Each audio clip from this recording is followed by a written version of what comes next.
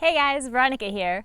Welcome to the first video in a multi-part series that I'm doing on soil revitalization. I get so many questions about building soil, maintaining soil, helping make soil healthier, and I just wanted to kind of dive into the particulars of all of the things I do when I approach a piece of soil that either has never been touched or is partially degraded. So the most important thing to start with when you're looking at a patch of soil that you want to work with, other than doing, a soil test to make sure it's not contaminated, if that seems like a necessary step wherever you're at, based on location, use case of various spaces around you, etc. The next most important thing, and truly the most important thing, is to hydrate the soil that you're working with. Now, a lot of times people seem to come in and just decide they're going to till it first. Till it, get it nice and loose, have soil that you can work with. Well, I am against this camp because of several reasons. One, when you're working in a dry climate like I am, and you don't get a lot of rain, a lot of times soils become brittle during off-season. Now, our off-season in a climate like Central California, for precipitation specifically, is like 8 months out of the year is off season. So all of those times, as we move towards fall, when the temperatures become really nice to work with the soil is still in a very brittle and fragile state because it is so dry. Now I'm going to show you what I mean by that with a couple of examples that I have here.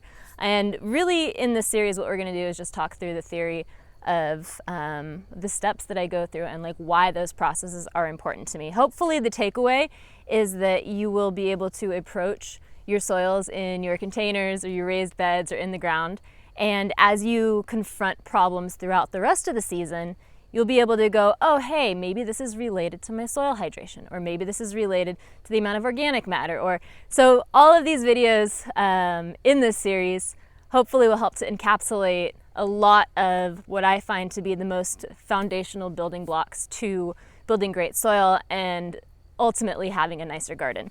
So, demonstration time.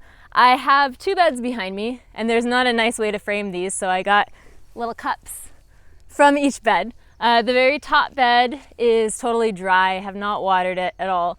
It has not been worked or grown in over a year now.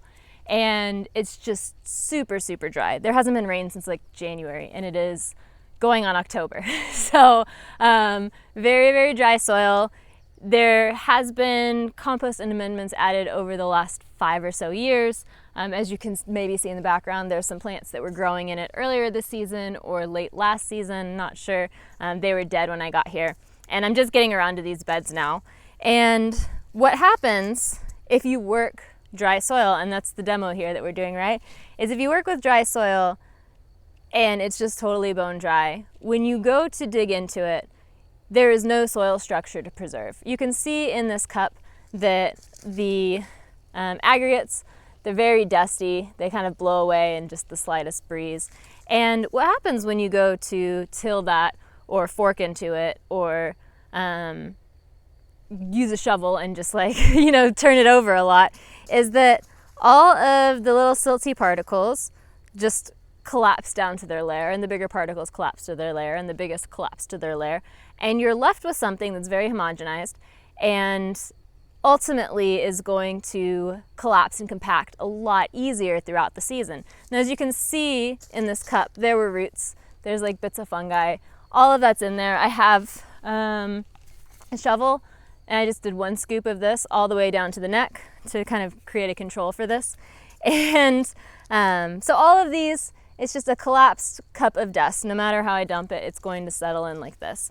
Now, with the hydrated bed, when I got the same shovelful, you'll see that this is a little bit bigger of a shovelful, it seems, but it's really not. It just managed to scoop it because there wasn't dust falling in every direction.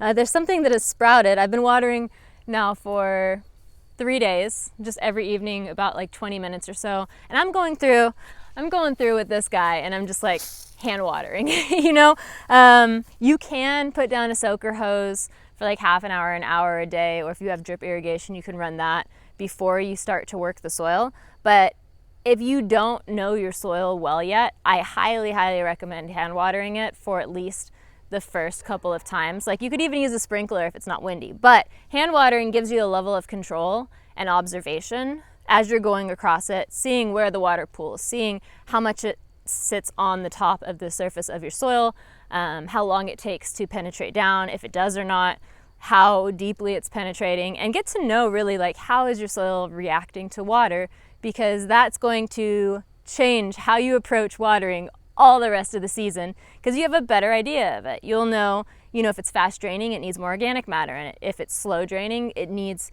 a little more tilth added with a fork, like a broad fork or a digging fork. So before you do any of that, what we're doing is checking to see how does it hold up when you take a scoop. Now, I don't even scoop the dry dusty. That was just for demo. What I do is I come through, like I said, every afternoon, evening for about 20-30 minutes, and I'm just hand watering these spaces to start to rehydrate the soil aggregates. Now, if you just were to water for like an hour and a half a day in one day and then go and start digging, you might have some level of success, like mixing in compost and stuff, but again, you're going to be collapsing the existing soil structure, if there is any, and compromising further down the line, because we want to preserve this structure. We want to preserve the roots that have already, let's see if I can take a chunk out, the roots that have already created their pathways. See this? We want to preserve that. Those roots are going to decay in place. They're going to leave channels for water and oxygen to get further down into the soil profile. You're really looking at the integrity of a long-term vision for whatever you're planting in there next. And I'm planting cover crops in these next for the next month, followed by garlic, definitely in all 4 of these beds, and I have to find more space for garlic because we have a ton of it. But I know that this soil has enough fertility. It's just very dehydrated, and when we begin to rehydrate it, when we add in cover crops that help to increase the biology in those spaces and some biological amendments as well, then we start really, cooking with some gas here. So rehydrate your soil. Definitely water it over the course of several days, observe over the course of several days, and just really let it soak up that water. What's going to happen is, as you water it, and water it in these shorter periods of time instead of a really long window and then try to work, it's going to have the water that pools on the surface. That's usually when I stop watering, and then I just kind of let it drain in and wait until the next day.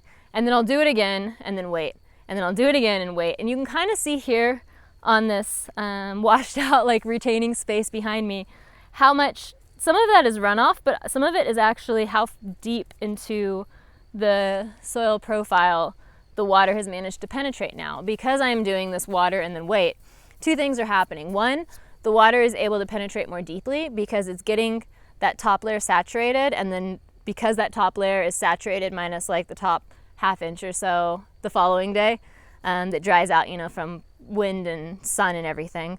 Because the rest of that's saturated, it's going to resaturate that top layer, kind of go through and percolate down through that center layer that you saturated the day before and begin to saturate a lower layer. Now, if you're seeing lots of pooling, that's when you'd pull in a fork in between waterings and not really like go through and broad fork it or garden fork it yet completely, like not to the full depth of the tines, but just, sticking some holes here and there so that the water has more points of entry and can really get in between those hydrophobic layers.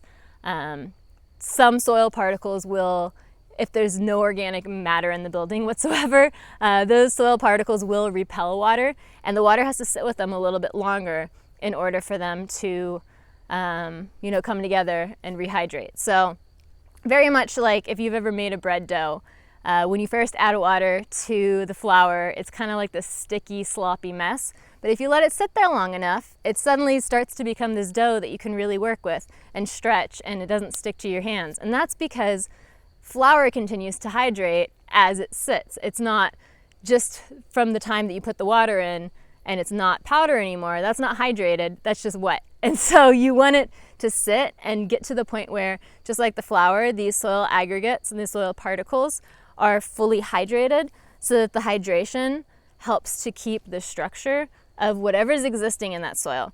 We don't want to be working with dust. One, because when we go to plant seeds or plants, if we're just watering those spots, there's not going to be enough hydration in the various layers of the soil profile to really amply provide for the roots that we're putting in.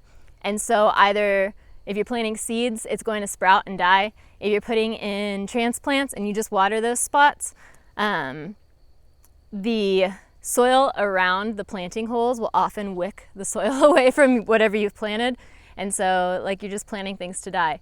Let's not plant things to die. Let's plant things to live. Let's look at a long-term holistic process, starting with the soil structure, starting with preserving aggregates, starting with just really seriously considering hydration as an important step that we need to be a little bit more thoughtful about prior to putting any plants or seeds in the ground, because we're looking to set up all of the things that we plant for success. And while I make cover cropping sometimes look just dead simple, like I'm just throwing seeds out there, there is this method to the madness. A huge part of it's hydration. If you're able to, get a couple of really good days rain and put your fork in the soil all the way and it comes back out and it's, the soil at the base of whatever you've dug as a test is as evenly moist as the soil at the top and nothing is sticky, like rock on, you can move on to the next step and start aerating the soil. But today we're focusing on hydration. I like to give it a good 3 to 5 days, depending on how dry the soil is, what the texture's like. Clays take a lot longer. So if you have a lot of heavy clay in your soil, it's gonna take a little bit longer to hydrate than if you have like a silt or a loam or a sand. And if you're really on the sandy side, then there may not be any structure to work with unless you've added organic matter previously. So it may be the sort of thing where not all of this applies, but I still do recommend making sure that your soil is hydrated before moving on to the next step. Coming up, we're going to cover aerating and amending. I'm going to leave a link to, if you're trying to do a very large patch of soil and want to calculate how long it's going to take to hydrate it, there's a very scientific process you can go through that looks at your soil type wherever you're at, plus the amount of space you have and how long it's going to take to effectively hydrate that. There's calculations you can do. I like to just do it based on observation. I think it's easier and more fun. But if you want to figure it out that way, you do you. That'll be in the description. If you like what you see, hit that subscribe button, ding that bell, and follow me on Instagram at FlavorKit if you want to see what else is going on around the garden at any given time. And until next time, happy gardening.